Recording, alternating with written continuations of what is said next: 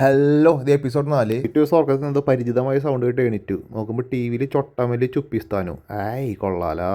അത് കഴിഞ്ഞ് ഞാൻ നോക്കിയപ്പോൾ ചേട്ടൻ അപ്പുറത്ത് നിന്ന് കണ്ണിനുള്ളിൽ കാമനോട്ടം. ഇവരാണ് ഇവിടുത്തെ മെയിൻ ക്രിക്കറ്റ് ടീം, ഹാല ടസ്കസ്. പേര് കണ്ടുപിടിക്കാൻ കുറേ ബുദ്ധിമുട്ടുണ്ട്, കാരണം കൊച്ചിൻ ടസ്കസായിട്ട് യാതൊരു സാമ്യമില്ല. അത് കഴിഞ്ഞതേ ആള് പോയി. അത് കഴിഞ്ഞ് നോക്കിയപ്പോഴാണ് നമ്മുടെ നാട്ടിലെ ബസ്സിലെ മതസൗഹാർദ്ദം വിട്ടിരിക്കുന്നത്. ഏത് ബസ്സിൽ നിന്ന് അടിച്ച് മാറ്റി കൊണ്ടാണോ അജിഷേട്ടൻ നല്ല ഉറക്കുക. ഇവർക്ക് ജർമ്മനിയിൽ പാവക്കച്ചവടമാണ് പരിപാടി.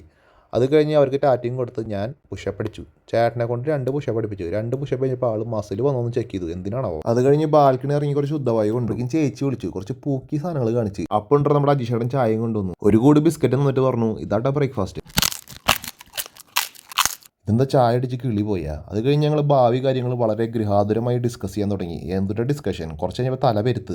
ടെൻഷനായി കണ്ടില്ലേ, തലത്തെ പെയിൻ പറന്നുപോയി. ടെൻഷൻ വന്നത് ചെയ്യുക, ഫുഡ് അടിക്കുക കണ്ടാ. അത് കഴിഞ്ഞ് കാറിന് റിവ്യൂ ഒക്കെ ഉണ്ട് കാശില്ലെങ്കിലും. അത് കഴിഞ്ഞ് കൈ അടിച്ച സൗണ്ട് ഉണ്ടാക്കണ പാവ 2 വട്ടം കൈ അടിച്ചിട്ട് സൗണ്ട് ഉണ്ടാക്കണ്ടപ്പോൾ തലമണ്ടമൊക്കെ ഒറ്റടി. അല്ല പിന്നെ ദേഷ്യം വരില്ല മനുഷ്യന്. അത് കഴിഞ്ഞ് മൂട്ടിൽ പിടിച്ച് എന്താ തിരിച്ചപ്പോൾ സംഭവമായി. അത് കഴിഞ്ഞിട്ടാണ് ചെരുപ്പിട്ട് ഞങ്ങൾ കടയിലേക്ക് പോയി. അങ്ങനെ പോണ വഴിക്ക് കണ്ടില്ല ഇങ്ങനത്തെ ബിൽഡിങ്സ് ഫുള്ള്. ഇതാണ് ബാഹൗസ് കൺസ്ട്രക്ഷൻ.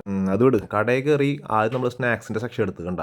അത് കഴിഞ്ഞ് ചുമ്മാ കുപ്പിയുടെ സെക്ഷൻ പോയപ്പോഴാണ് ഈ പിയർ ഇങ്ങനെ ഇതിൻ്റെ ഉള്ളിൽ ഇരിക്കണേന്ന് എനിക്ക് ഡൗട്ട് വന്നത്. അത് തന്നെ അവർക്കും ഡൗട്ട് വന്നു. അത് കഴിഞ്ഞ് റിച്ച് ടീംസ് അടിക്കുന്ന കുപ്പികൾ എന്തുട്ടവല്ല. തിരിച്ച് പോണ വഴി ആ സ്നാക്കും കഴിച്ച് നല്ല ടേസ്റ്റ് ഉണ്ടായിരുന്നു. അത് കഴിഞ്ഞ് റെഡ് ബുളും കുടിച്ച് തിരിച്ച് നമ്മളെ വീട്ടിലെത്തി.